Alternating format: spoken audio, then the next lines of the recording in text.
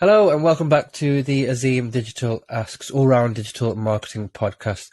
Really excited for this episode, and I'm really excited to bring you my guest today, the awesome Jess Peace. We're talking all about job satisfaction within the marketing industry.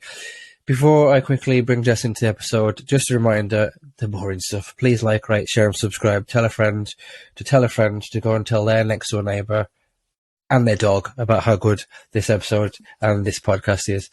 But most importantly, you can now get us on video, as I've mentioned previously, on YouTube and also on Spotify video as well. So please come, if not only just to watch Jess's awesome answers. Right, enough about me, Jess. Welcome to the show. Hi, thank you for having me. How is it going? I'm all right, thank you. Not too bad. I'm glad it's nearly the weekend. So. Oh, you're going to say what day it was and give away the recording? Yeah, no, this is the 31st of May. But yeah, let's just dive straight in to the sort of meat and bones of the episode. And I think it'd be a good place to start for those people who shamefully don't know you, who you are, what you do, for you to give a little bit of an intro to yourself. Yeah, sure. So my name's Jess Peace and I am the content team lead at NeoMam. We're a creative content agency. I've been in the industry now for around 8 years or so, working across SEO, content and PR. And I obviously wanted to chat to you, Azeem, because I haven't had the chance to yet. I'll pay you later. That's a brilliant answer. Thank you very much. So we're talking all about job satisfaction, especially within the marketing industry. I think the best place to start would be, how would you define job satisfaction?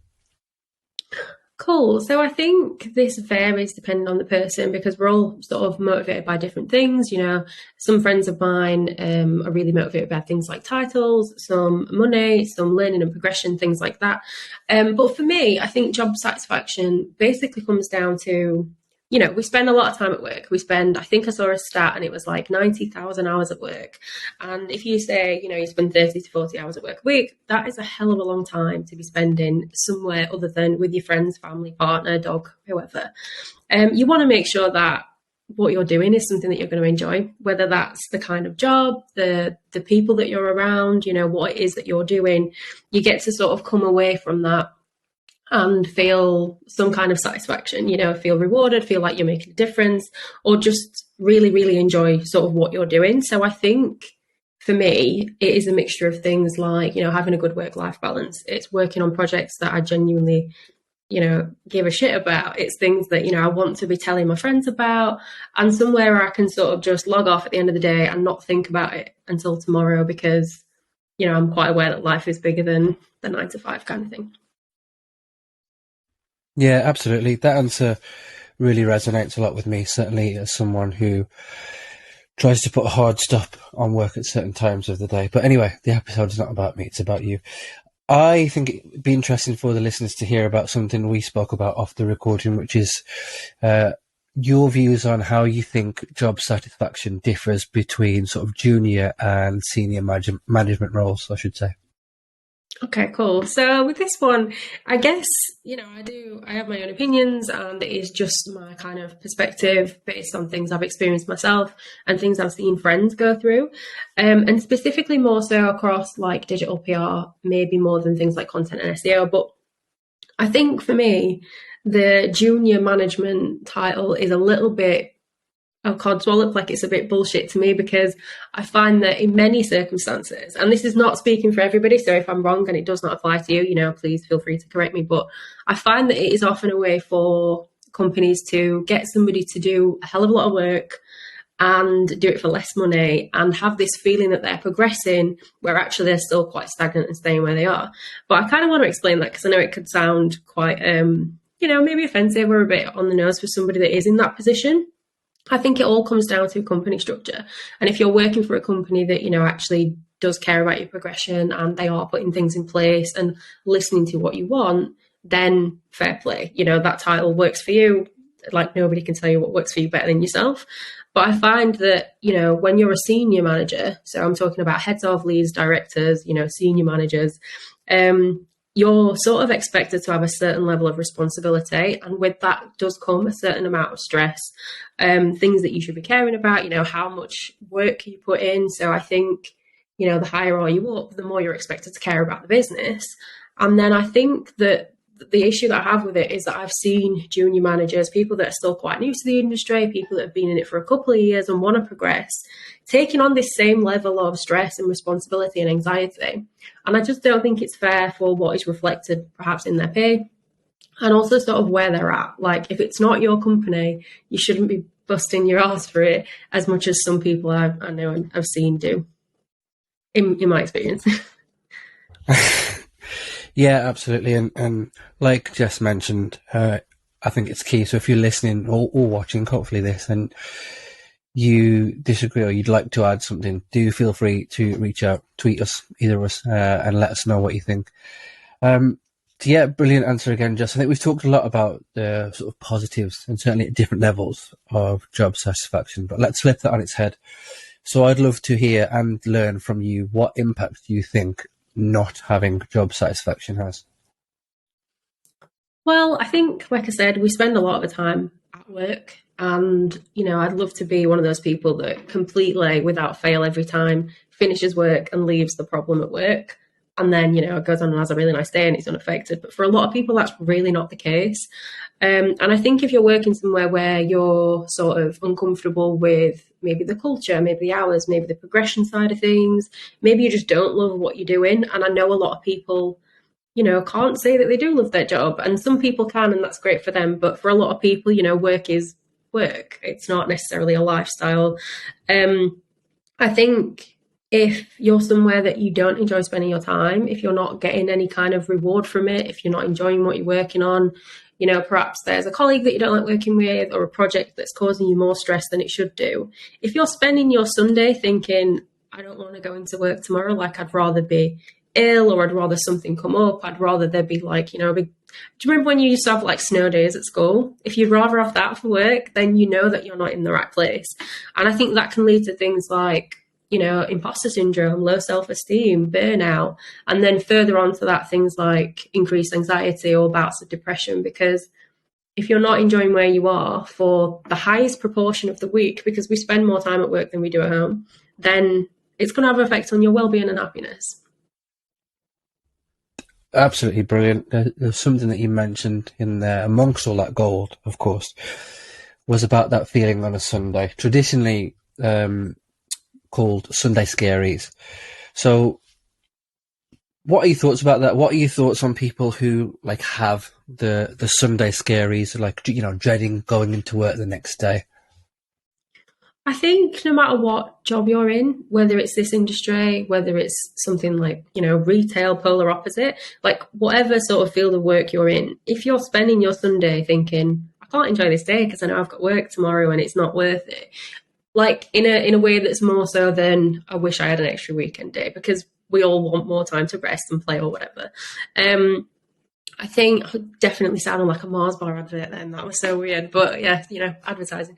I think if you spend more of your Sunday dreading the day that's coming ahead instead of thinking about the day that you've got still, then you're probably in the wrong role or in the wrong company. And we've all experienced it. We've all had that thought of like, oh, I'd do anything not to go into work tomorrow, or, just kind of thinking about a project that you already dread working on, or a person that you dread talking to or working with for whatever reason. If you're feeling stagnant, if you're feeling, more despair or stressed or even depressed about the thought of going into work, then something needs to change. And I think as much as that is on having a safe space to talk to your employer about how you're feeling, it also comes back to yourself as well. Like if you know that you don't want to go into work tomorrow and it's the same next week, then it's time to change something. Yeah, love that. And I think everybody has been in that situation before. So a lot of what you said there will resonate for sure. So we're flying through this episode, by the way, lots of gold. We've talked about job satisfaction. We've talked about job satisfaction at different levels. We've talked about not having job satisfaction. We've just talked about the Sunday Scaries. That's what I mean by gold galore. What impact do you think it has, or how do you think teams perform when everybody at every level is motivated and satisfied? I think this is one of those things that seems quite an obvious answer to say, but like if you're enjoying what you're working on and you're enjoying the team that you're with, you know, you've got cool projects, you've got a good work-life balance, if you're working with a company that gets it and has a really healthy culture that resonates with you, then you're going to be doing your best work. Like I think it's Richard Branson that says something like, you know, if you treat people well enough, that they progress and they have the opportunity to leave, they won't, because you've treated them well enough to want to stay. And I think maybe it's not always that easy, but it is always that simple. I think if you're working for a company that has the people at the heart of it, then you should enjoy working where you work. And if something doesn't feel right, maybe you do want a promotion, maybe you want to talk about salary, maybe you want to talk about responsibilities that you just really don't like, a good employer will listen to that and will change it. I think obviously the opposite then is true. And I have been this person. If you're in a place where you're feeling stagnant and you're not feeling valued, or you feel like you should be progressing more, or there's things that maybe you're doing more than somebody that's above you, or whatever, and you're just feeling like the company doesn't get it and you're feeling a bit, you know, like, why am I not being sort of rewarded for this, or why am I not getting some kind of recognition, then it does have an effect on the team around you as well. It can make you hard to work with. And I know because I've been that person. I think if you're unhappy at work for a long period of time, it starts to show. So yeah, I think obviously if you're enjoying doing what you're doing, you'll create your best work. And if you're not, then you won't. It's literally that simple to me, I think. No, brilliant. Couldn't agree more with you. And I think a lot of the value that I, and certainly the listeners or viewers, when they hear or watch this, will get from your answers is that a lot of it is underpinned by your own personal experience as well. And I think that's more relatable. Certainly if we put our marketer hats back on, people buy from people, don't they? If this was just a load of sort of textbook phrases and quotes, personally speaking, I wouldn't get any value from it at all. And speaking of getting a value, I think that brings nicely onto the next question. So I imagine that there will be somebody or more than one person who is listening or watching this episode who's trying to find that job satisfaction, and they might not be getting that. So what advice would you have for anybody who basically is listening or watching this and is trying to get that satisfaction within their jobs?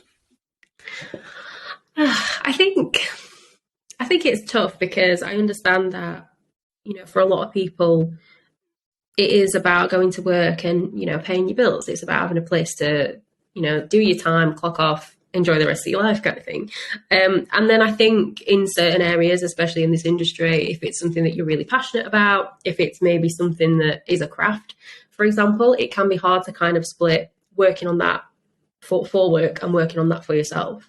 So I think there's an element of job satisfaction which comes from maybe acknowledging that the job might not tick all the boxes. It might not have every single thing that you want, and that is okay. If it does at least most of them, then fine, because there's a lot of things that you can do outside of work for yourself that are still going to be pretty great. You know, you can do freelance work. If you're an artist, you can draw. If you're a writer like myself, you can do that in your spare time.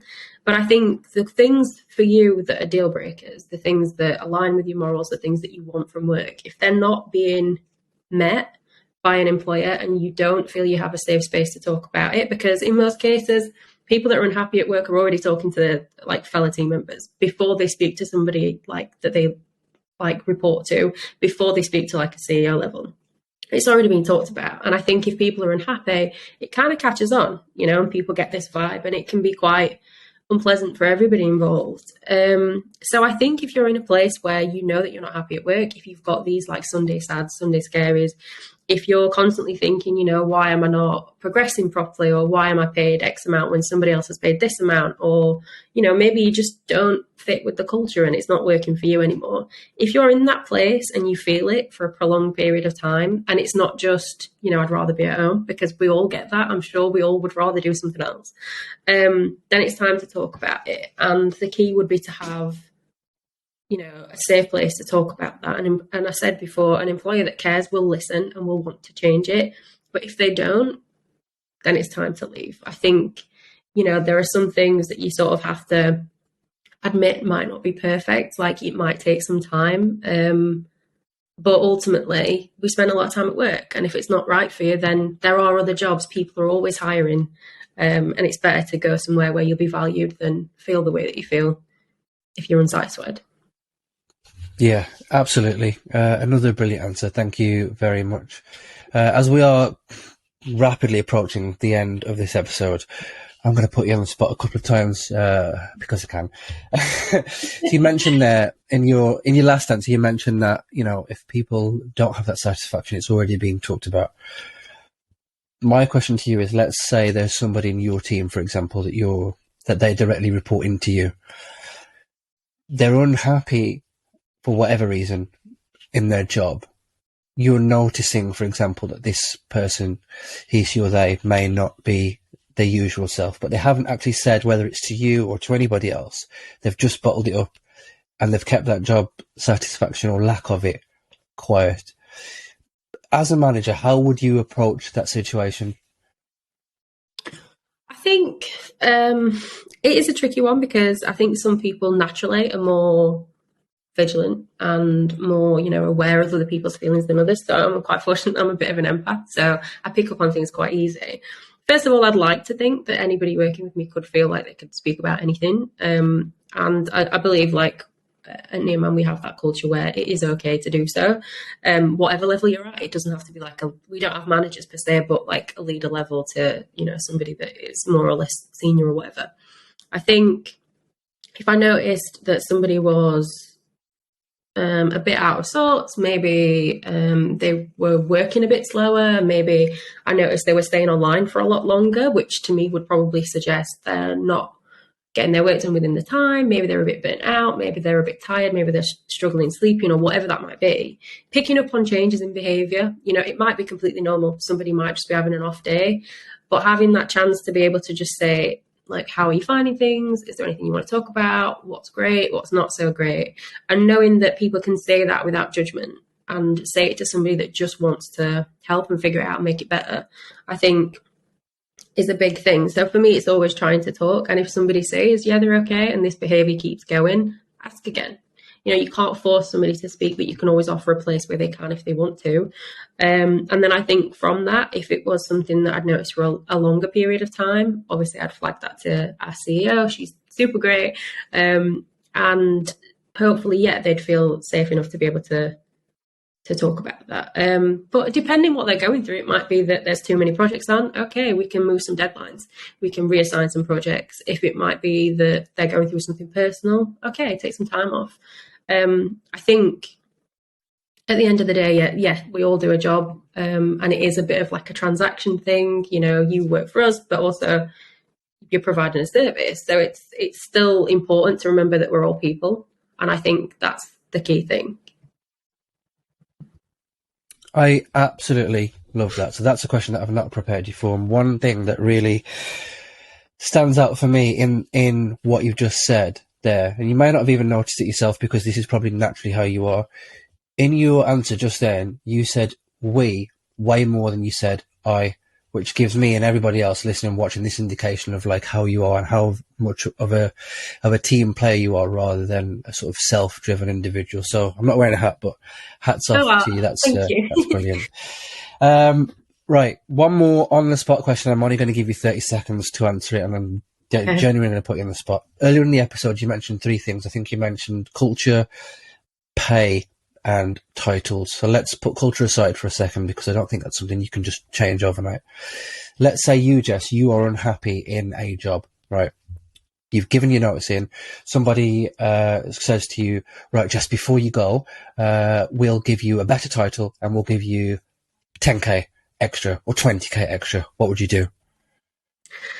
I'd still leave.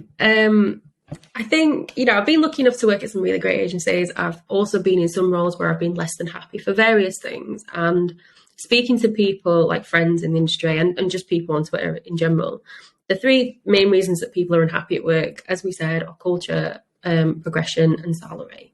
And I think, more than any one of those things, not being right can be enough to make somebody unhappy at work. But if I'm at a point where I'm handing in my notice in, it's probably because I've already tried to speak to somebody about it. I've already changed what I think I can change. And, it's not on one person to save a company. It's not on one person to change it for everybody else. It needs to be a team effort.